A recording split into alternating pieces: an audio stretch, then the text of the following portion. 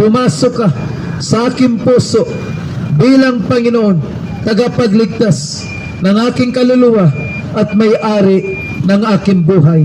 Salamat po sa gabing ito.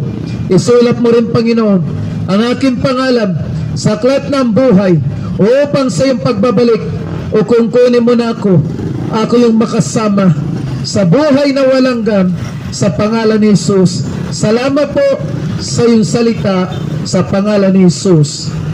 Amen. Dasmariñas City, simple prayer but serious prayer.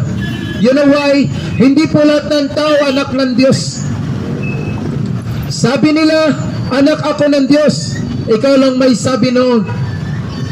John 1:12, ang sino lamang sumampalataya at nagsitanggap kay Kristo Jesus ang binigyan ng karapatang maging anak ng Diyos. Kung hindi ka sumampalataya kay Jesus,